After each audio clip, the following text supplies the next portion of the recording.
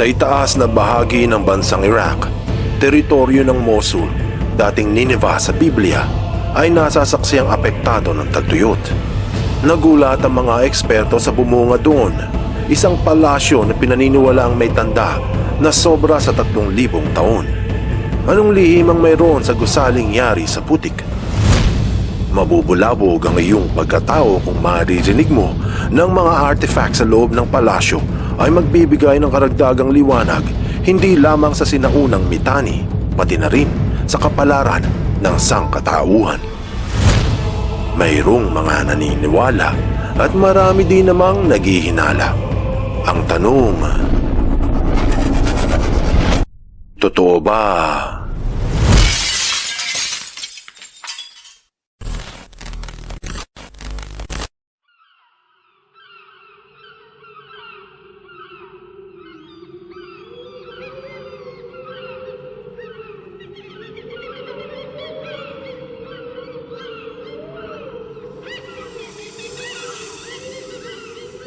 Ang pagtuyo ng mga ilog Euphrates at ng Tigris na dating pinagmumula ng tubig ng ilang bansa ay nagdulot din ng pagkamangha ng lubusang lumitaw ang isang palasyo puno ng lihim at sikreto. Ang pagtuyo ng ilog Euphrates ay nakaapekto sa maraming bansa katulad ng Syria, Iraq at Turkey. Sa ilog nang gagaling ang tubig para sa mga halaman at hayop sa paligid. At upang matugunan ang lumulubhang problema, sa Mosul Reservoir ng ilog Tigris, kumukuha ng tubig ang mga mamamayan. Subalit unti-unti na ring bumababa ang tubig sa Mosul na naglantad ng isang nakamamanghang palasyo na naaninag noong pang taong 2010. Bagamat hindi ito pinansin noon dahil sa wala gaanong impormasyon ng mga eksperto sa kanilang nasilayan. Ngunit nagulat ang mga ito noong taong 2018 nang unti-unting tila umaahon sa tubig ng Mosul ang gusaling yari sa putik. Batay sa ulat ng archaeotravelers na sinaunang labi ng isang misteryosong palasyo ang lumantad sa katubigan ng Tigris, sa bandang kanan ng ilog malapit sa teritoryo ng mga Kurdistan ng Iraq, sa mismong Mosul Dam na unti-unting natutiyo. Ayon sa ulat, ito ay bahagi ng imperyo ng Mitanni. Ito din ang sinabi sa isang peer-reviewed article ng Science Daily. Nang natagpuan ng grupo ng German at Kurdish archaeologists, marahil ay ang Zakiku, ang pinakamahalagang sentro ng Imperyong Mitanni. Ano ang Mitanni Empire? Ang kaharian ay pinaniniwalaang naitatag sa itaas ng noong Mesopotamia o mga lugar malapit sa ilog Euphrates, katulad ng Iraq, Syria, Kuwait at Turkey ngayon. Nakamamangha ito sapagkat datapwa ayon sa pananaliksik, isa sa pinakamalakas na imperyo noong araw. Ngunit kakaunti lamang ang impormasyon na nahagilap hinggil dito. Kaya umaasa ang mga eksperto ng mga artifacts sa loob ng palasyo, katulad ng mga paso, mga dekorasyon at pinta sa haligi ay sana makapagbigay ng liwanag sa misteryong kasaysayan ng kaharian. Alam ng mga historians na dating namayagpag ang Imperyong Mitanni kasabay ng ibang superpowers noon dahil sa salaysay mula sa mga clay tablets at ilang cuneiform. Tinawag itong cuneiform dahil sa forma ng sulat na gamit noong panahon ng Mesopotamia at mga Sumerians, ang mga sinaunang mamamayan sa Iraq. Isa na rito ang tinaguriang mga sulat ng Amarna na natagpuan noong taong 1887. Ang clay tablet na ito ay nakasulat sa lengguwahe ng Hurrian, mamamayan ng Mitanni. Dahil sa nadiskubring cuneiform, nagkaroon ng panibagong interes ang mga archaeologists sa kasaysayan ng Biblia. Ganon din naman ang mga mamamayang nakasubaybay sa katuparan ng maraming propesiya. Dahil sa pinagmulan ng kanilang lengguwahe, pati mga pangalan, maraming scholars ang naniniwala na mga Hurrians ng kahariang Mitanni ay mula sa angkan ng mga Horites, ang mamamayan na binanggit sa libro ng Genesis.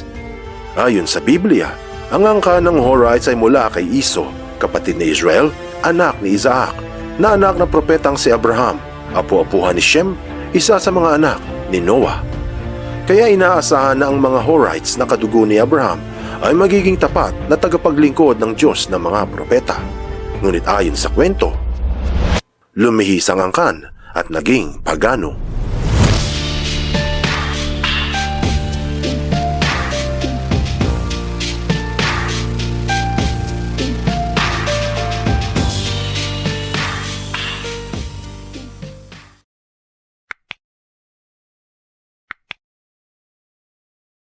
Ano ang tunay na kasaysayan ng Mitanni?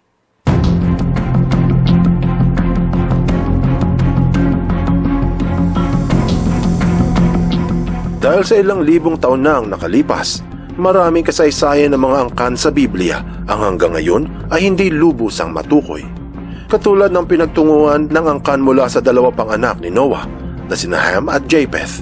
Mga apu-apuhan nito na nagkalat hindi lamang sa gitnang silangan at Africa, ngunit sa buong mundo. Katulad rin ng angkan ng dalawa pang kapatid ni Abraham na sina Haran at Nahor. Bagamat nanirahan sa lupain ng Haran at Nahor ang unang mga anak, ang mga natirang kadugo ng propeta ay nagkalat na rin. Ngunit ang tanong ay, may dugong propeta ba ang mga Mitanni?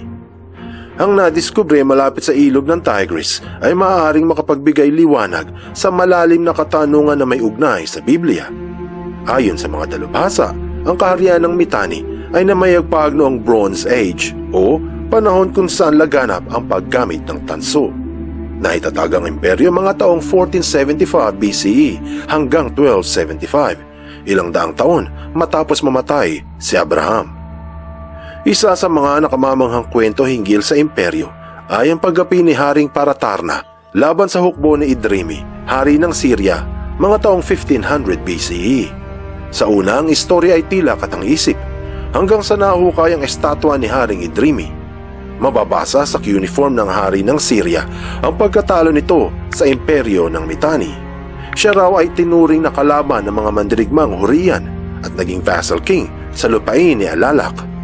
Umasa ang mga eksperto na marami pang kwento hinggil sa dakilang militar ng kaharian ang mabibigyan ng matibay na pruweba.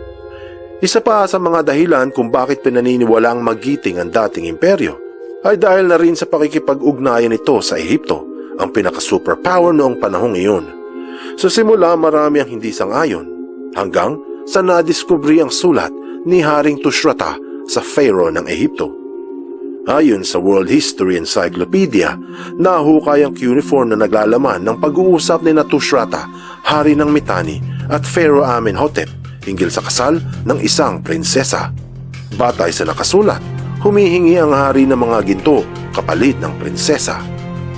Binanggit din ng National Geographic na ang pang-19 na sulat ni Tushratta kay Amenhotep ay nagbunyag kung papaano mamulitika ang mga hari noong unang panahon. Ayon sa cuneiform, binanggit ni Tushratta kung gaano raw nito kamahal ang Pharaoh na tila gustong humingi ng pabor sa superpower. Kaya naman ikinagalak ng mga archaeologist ang pagkadiskubre sa misteryosong palasyo. Inaasahang magiging tulay ito ng putol-putol na impormasyon hinggil sa angka ng propetang Abraham at kung bakit tumalikod ang mga Horites sa kanilang paniniwala sa Diyos at namuhay bilang mga pagano. Marahil sa hinaharap, gamit ang paraan ng agham at teknolohiya, may bubunyag ang katotohanan hinggil sa Mitanni at ang mga propesiya na may kinalaman sa pagduyot ng ilog Euphrates. Tama ba na ikamangha ito ng sanlibutan? O mas nararapat na mabahala ang lahat?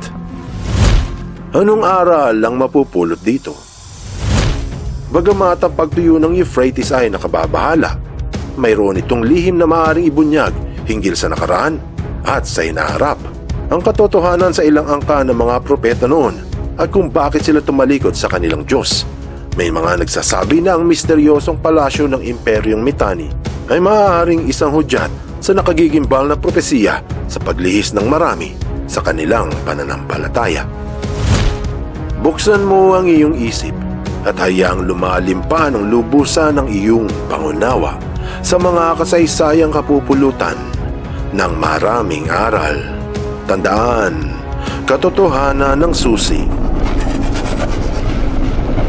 sa tunay na kalayaan.